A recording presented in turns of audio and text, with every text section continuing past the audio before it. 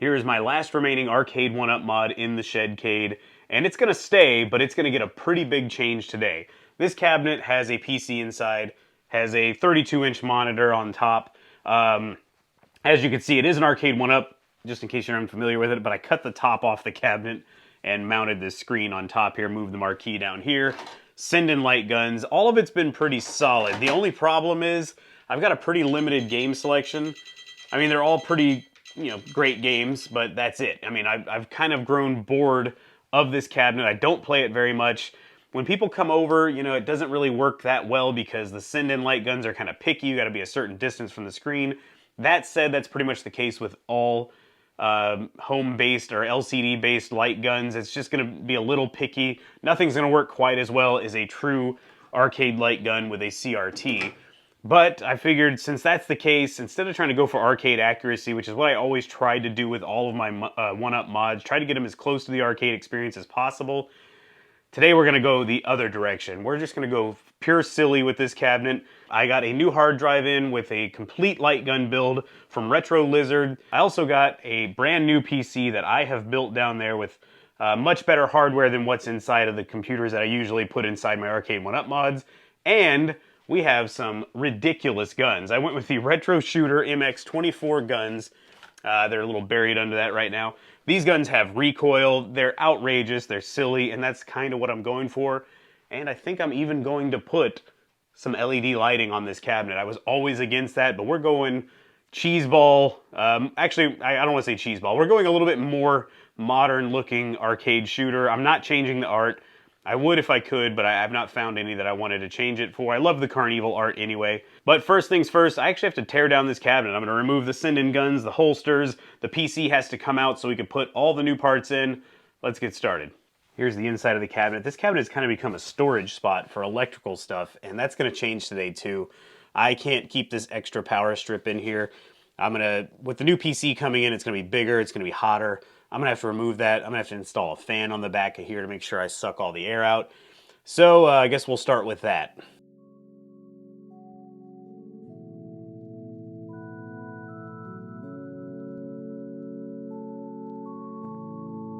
I'm going to go ahead and remove parts of this cabinet for easier access.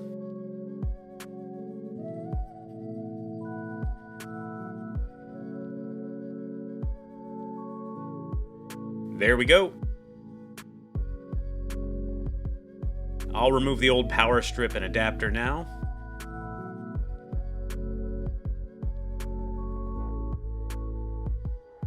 Let's get the new computer installed.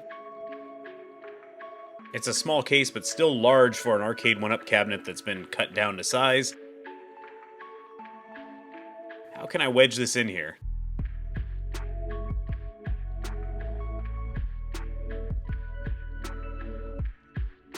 That's the trick.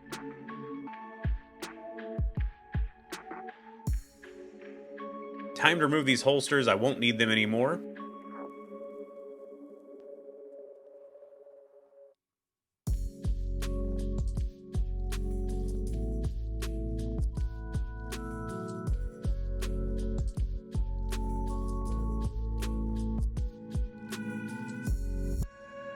We can chuck this. I will be using these hooks to hang the guns. Not very elegant, but they'll do.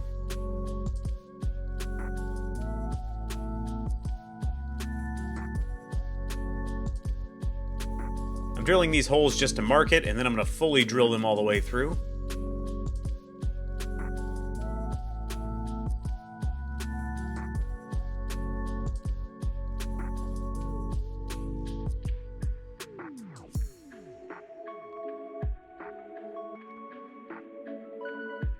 And I'm only showing one side of each step to save us all some time.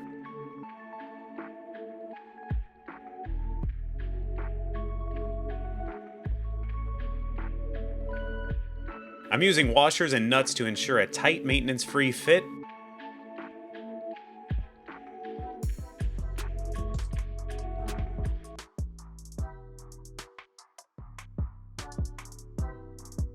Let's test it. That'll work. This build has a lot more adapters, so I'm reusing the Velcro spots in the cabinet. I got my gun hub installed. This connects them to the PC and powers the gun's recoil.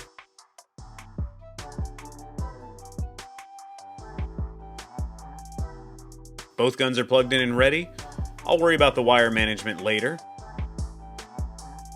Here's the new power strip with some USB ports. Never enough USB ports when it comes to this cabinet. I think there's like 8 things that plug in with USB.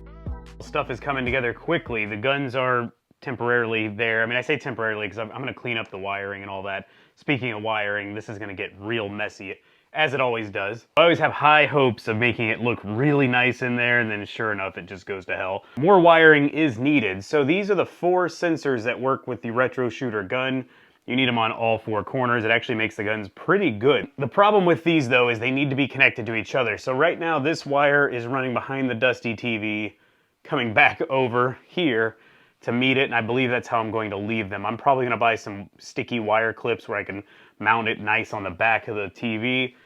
These 2 have to be connected, and I do have a cord for those, so I think what I'm going to do is do the same thing, go up under here, around the back, which just has this little Velcro thing there, and I can open this area, bring it around the back, under the TV, plug it in. Now these all have to connect to power, and the unfortunate thing is they're going to have to do it right here on the side. I'm going to have these USBs plugged into here. They're going to be sticking out. I'm just going to bring them around the back. There's really no great option for that. Maybe a right angle USB, but I'm not even that worried about it. I think I looked into right angles, and I believe they're going to stick out just about the same. But either way, it's all going to get pulled back around them here. It's going to go down the back cutout I have back here. Let's close this up real quick. So it all comes down through like the spinal cord of the cabinet, and it's going to go into the back. Well, here we go. Everything is on. It's not all finished up, but I just wanted to put it together really quickly to show, or at least to make sure everything looks all right. Let's go around the back. I'm going to have to wait until tomorrow because I bought some Velcro strip like I usually do for these to hang it on the wall inside the cabinet. I can't put everything the way it was, so everything's a mess right now. I'm going to button it up later, hopefully. I say that, but you guys never know. You may not see it because, whoops, I forgot to show you because it was really bad, but we'll see. Something is missing here, and we need a little bit of flare, so give me just a second. And there we go. That's a little bit better. I don't think this is ridiculous. You know, sometimes people put lights, especially when the arcade 1-up modding craze was going on, the lights on the cabinets were getting out of hand. They were putting them around the monitors. They were putting them on the I guess the trim, or I don't want to call it T-molding, but the trim of the cabinet. It was just like you're looking at bright LEDs right in your eyes while you're trying to play a game. I think this is a little more tastefully done, I'm hoping. I don't know. This just kind of backlights the guns. I did put another one up here. It is running a blue light, and that gives it kind of a cool contrast, I think. Kind of gives the Carnival look, a spookier nighttime look with these 2 red lights on the side. I like it personally. You'll have to let me know what you guys think in the comments. I think I'm leaving the old Lexan protector off. I mean, this isn't screwed down yet, but looks a heck of a lot better. That Lexan protector had been kind of scratched up over the years. It was reflecting the light. It just made it look trashy. I did change another thing on the cabinet. I used to have the speakers hidden back here in this dusty spot, which, by the way, here are my cleaned up wires back here. Not a lot better, but better. This is where the speakers used to hide, and the sound was terrible because, of course, the TV was blocking the sound. When I have all the other machines running, it's extremely loud in here, and you can't hear the games very well. So, what I decided to do is, you can probably see, I took them out and mounted them under the TV. Now, I'm not in love with this. I tried buying a PC sound bar that I was going to mount above the TV. It just sucked. The sound quality was terrible, so I just moved these here for now. It's not, like I said, not my favorite. It's not pretty. It blocks some of the side art, but boy, is the sound a lot better. So I'm going to go with that for now. I even had to move the sound controller up here and kind of hide it there because these games differ wildly in volume levels, and I didn't want to have to keep going around the back of the cabinet to change it. Overall, I think it looks a little worse maybe, but it sounds a heck of a lot better. Well, that was pretty easy. All I had to do was pull everything out of the cabinet, take all the new parts I gathered, put them in, hook it all up, and we were up and running. That may be how it looked, but that's really not how it went. It was a huge pain in the butt to get this thing going. It cost over $1,000 just for the parts to upgrade everything. and it was a nightmare. Honestly, I almost gave up a few times. There are a number of things to talk about this process, and I'm just going to tell you all this stuff not to complain, more to give you guys an idea of which direction you should probably go if you want to try and do something like this. Let's talk about these Retro Shooter MX24 guns. The short version of this is I like them. I think I like them better than my Senden guns, and I just want to go over a few things with you really quickly. It is really well built, first of all. I think it's a very solid, thick plastic. It's got some heft to it. It weighs about, I don't know, if I had to guess, about 4 pounds. I like it. There's a lot of buttons that are assignable. They all feel solid. You know, none of this stuff feels cheap. These buttons are a little squishy, but I think that's by design, and they work really well. The trigger is not going to break on you. It's very thick. It's a good gun overall. You have the trigger, 1, 2, 3, 4, 5 different buttons to assign beyond the trigger. And you have a D-pad up front, so you don't have to use a keyboard to navigate menus and things like that. Now, as far as performance goes, you have the 4 sensors around the screen. I hear the 2-sensor version is terrible. Do not buy that. But one thing that's great is I'm standing as far back as I will allow the cord to go. There is a lot more cord inside the cabinet, by the way. But I set it up like this purposely because I don't want people bumping into the machines back here. It's about 3 1/4 foot from the screen, and this is a pretty solid distance. It works well from here, but if you move forward all the way to where it's like almost touching the front of the cabinet, the gun will still work at this distance. And that is a big thing for me because I would have guests come over before when I had the Senden guns. They would pick up the gun, they would stand way too close, and the guns would not work because they couldn't see the white border. Not all of it, at least. They would work very jittery, if at all. These seem to work well at either distance or everything in between, so I'm very happy about that. The recoil is extremely loud out of the box. It's a solenoid firing against like a metal pin, and I actually, when I had these guns open, which I'm going to talk about why I had them open in a second, I dampened it by putting a padding in between where it fires. It's much quieter, it's probably half the volume, and it's actually a pretty great experience that way. Before, it was actually hurting my ears. I don't really have problems with loud sounds, but my ear was kind of ringing afterwards, so you might consider opening these. Now, the reason I did have to open these is when I got them out of the box, I did not have the best experience. I paid $500 for the guns. I was hoping they would be great out of the box. They were mostly fine, but I kept having a weird problem I couldn't identify, where Windows would play the disconnected sound and reconnecting sound randomly over and over, and I couldn't figure out what was causing it. I knew it was only one of the guns that was doing it, but we couldn't figure out exactly why. Now, I thought I would contact Retro Shooter. I thought they would tell me, try this and this and this. If that doesn't work, we'll just send you a replacement gun and you can ship this one back to us in one of the boxes. That was not the case. They wanted me to keep troubleshooting. They had me recording videos.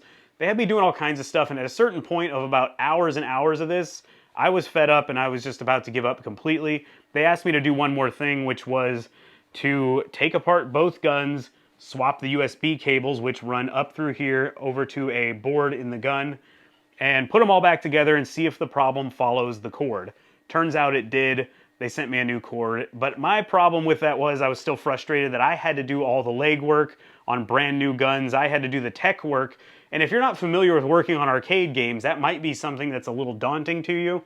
Even then, I was frustrated that I had to take out 15 screws on each gun, put them all back. I had to open them anyway, but it wasn't that big a deal. But overall, I was not real pleased about that. At least the problem's fixed, and I was able to move on with the project because I do really like the guns. I doubt you're probably going to run into much issues with them. I don't think anyone else had that problem that I talked to. So it's probably just a bad luck thing on my part. I just wish that they had said, we'll just send you another gun, and I didn't have to go with the massive headache of all this. But it is what it is, and I think it turned out better because I do like the gun. And let's talk about the Retro Lizards light gun pre-configured hard drive build. This really saved me. I initially tried just downloading someone's free light gun build online. It was huge. It was like a 1 terabyte download. It had a good amount of games, but I followed the instructions to install it, and it went horribly. I never got to really play a lot of the games I wanted to. None of the Time Crisis games worked, things like that. It was extremely frustrating. Felt like I was beating my head against the wall, and after several tries, I finally just threw in the towel, and I reached out to Joel at Retro Lizards. He very kindly said, yeah, what's your address, and just sent me the hard drive, so thank you very much, Joel. I do appreciate you helping me out, and help me he did. The install is actually quite easy. I didn't record it because I was felt so burned by my other attempt with the other light gun build, not Joel's, that I was terrified it was going to go wrong, and I just didn't need people seeing me cry, essentially. So I installed it off camera, which is good because it's not super exciting to watch anyway, but it is pretty simple. You plug in the hard drive after, by the way, that's a key point, after you remove or disable all of your Windows security nonsense. Windows security will see a lot of the emulation stuff as a virus, and it starts removing files from your build, and you may not get them back, which essentially breaks the build, meaning your hard drive you just paid money for is trash. So I shut all that crap off, plugged in the hard drive. Joel has 5 videos. He walks you through how to set up the build. It's actually fairly easy. It took maybe 20 to 30 minutes, probably because I was being as slow as I possibly could to make sure I was not missing a step. And once it got started, I sheepishly started a couple games and they loaded up. I have had a few games that did not work. Most of them are games that I don't really care that much about. But the good news is Joel offers a service when you buy this where he will do like a one-time remote into your computer where he remotely controls it using TeamViewer, and he can help fix some issues you're having. At least that's how I understand it. I have not reached out to Joel just yet to fix it. I'm still trying to just get this project done, and then I can go back later and worry about the little details like that. But I am happy to say most of the games work just fine. I've been enjoying it, playing Technoparrot games, playing Time Crisis games. Just in my testing phase, I haven't really had a good chance to really enjoy it. In fact, most of the footage you're seeing on screen now, I simply recorded just so I can have something to talk over. But overall, this is a great option, especially if you don't want to deal with setting up light gun stuff. I'm decent at emulation stuff when it comes to MAME, when it comes to just a joystick and buttons. I don't like doing this when it comes to light gun builds, to racing builds, things like that. And I believe Joel sells each one. I don't have a racing cabinet, but he does, I think, have a racing build on his website for you to buy as well. So if you want to save a massive headache, just go see Joel. I'll leave a link in the description. Retro Lizards, custom arcades, I will leave a link to them and you can get yours ordered so you don't have to bang your head against the wall like I did. He truly saved me a headache. I wish I had just reached out sooner. I had planned to go with him initially. The only reason I didn't do it is because I saw he was very busy and catching up on orders, and I was like, I don't want to bother him. I'm going to try to do this myself, and boy, was that a mistake. So thank you again, Joel at Retro Lizards, and check him out if you need a light gun build. Well, I think we're at the final stage of this video, which is just to enjoy it. Let's give it a look over, and I'll play some games on live streams. We'll have a good time with it. Overall, I'm happy with how it came out. I don't love the speaker placement, as mentioned before, but it's growing on me a little bit. And as we go down, I really do like these lights. I really think they came out well. They're more subtle in person. The camera picks them up in a different way than I guess the human eye does. But I like how they give the guns a little bit of a backlight, so they're not just down there in the dark.